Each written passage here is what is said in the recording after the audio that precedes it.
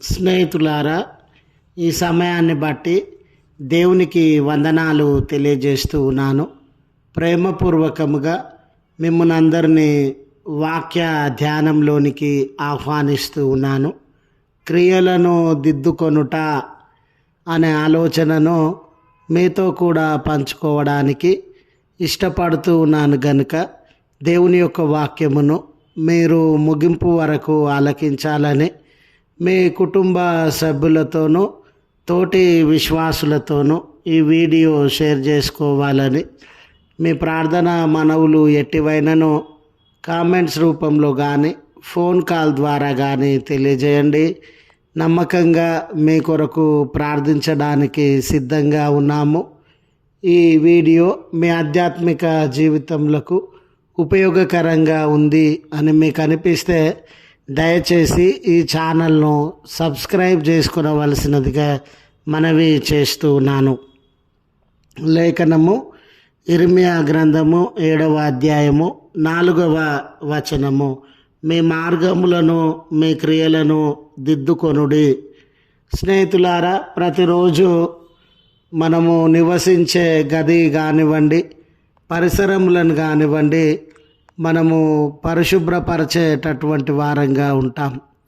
ఆ గదిని లేదా ఆ పరిసరములను పరిశుభ్రపరచకపోతే అక్కడ మనము సజావుగా నెమ్మదిగా జీవించలేము.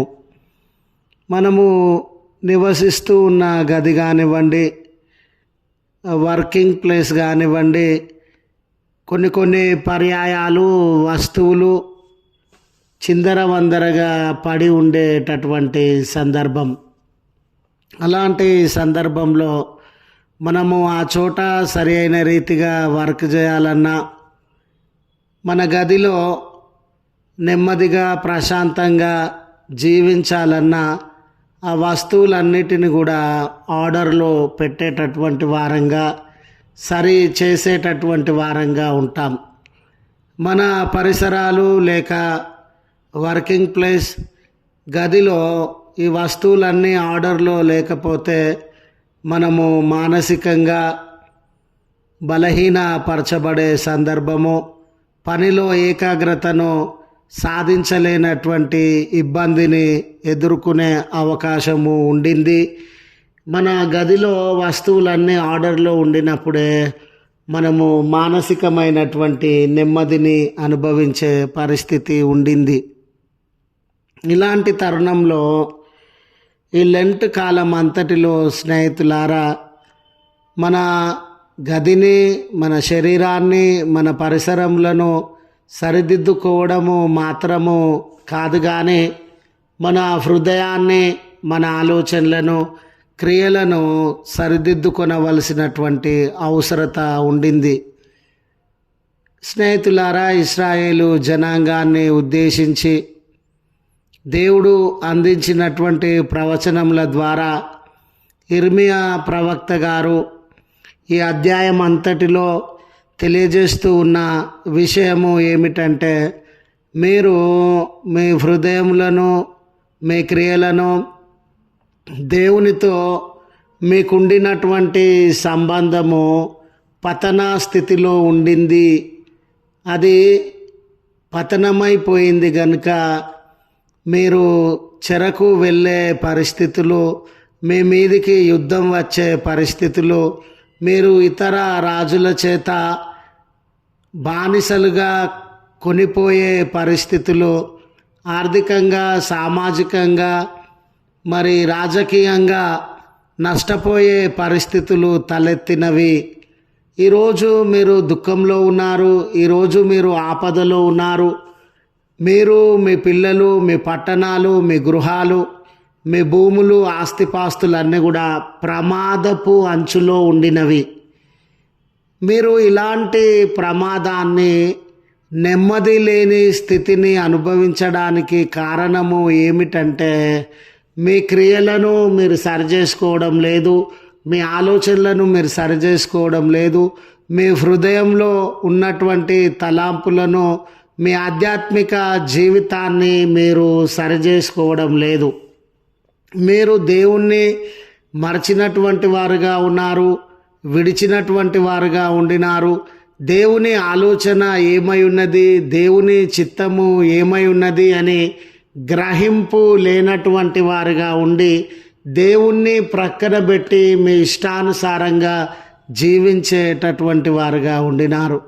దేవునితో మంచి సహవాసాన్ని, నిజమైనటువంటి బంధాన్ని నెలకొల్పుకోవడంలో విఫలమైనటువంటి వారుగా ఉండినారు. అంత మాత్రమే కాదు, మీ హృదయంలో మంచికి స్థలం లేకుండా చెడుకి, అసూయ, ద్వేషములకి స్థలము ఉండింది. నీతి అనేది మర్చిపోయి, నిజాయితీ అనేది మర్చిపోయి మంచికి తావులేని జీవితంగా మారిపోయింది.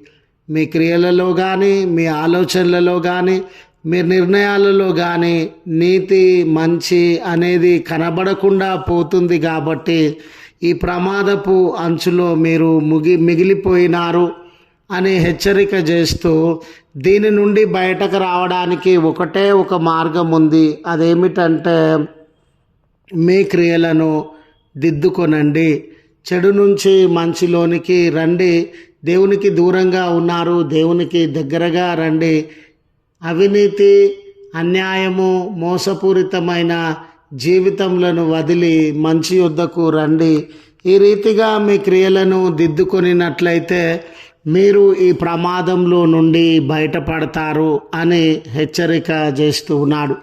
కాబట్టి స్నేహితులారా, ఈ మండల కాలంలో మనము మన శరీరముల గురించో, మన గృహముల గురించో, లేదా మన వస్త్రముల గురించో, ఆచారాలు, పద్ధతుల గురించి, వీటి గురించి మాత్రమే ఆలోచించక మన హృదయములను, మన క్రియలను, మన ఆలోచనలను, మన నిర్ణయములను ఇవన్నీ శ్రేష్టమైనవిగా, మంచివిగా, అనేకులకు దీవెనకరమైనవిగా ఉండునట్లు మన క్రియలను దిద్దుకోవాలని మనవి చేస్తూ ఈ మాటలను ముగిస్తూ ఉన్నాను. ప్రార్థించుదము. కృపగల తండ్రి, ప్రేమగల మా రక్షక, మీ పరిశుద్ధ నామమునకు వందనాలయ. మీ వైపు తేరి చూస్తూ ఉన్నాం, మీ మీద ఆధారపడుతూ ఉన్నాం. కనికరించండి యేసయ్య, మీ కృపను మా మీద కుమ్మరించండి యేసయ్య. మా బలహీనతల యందు, మా యొక్క బంధకముల యందు మీ సన్నిధిని మాతో కూడా ఉంచి మా క్రియలను, మా ఆలోచనలను, మా నిర్ణయములను మంచి కొరకైనవిగా, సమాజ శ్రేయస్సు కొరకైనవిగా, మీకు ఇష్టమైనవిగా దిద్దుకోవడానికి మీ కృపను దయచేయండి యేసయ్య.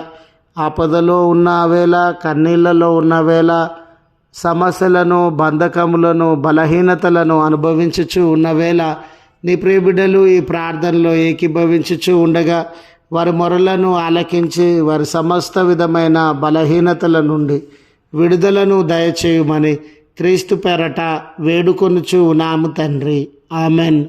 తండ్రి, కుమార, పరిశుద్ధాత్మ త్రియేక దేవుని దీవెన మనకు తోడై ఉండి మనలను కాపాడునుగాక. ఆమెన్.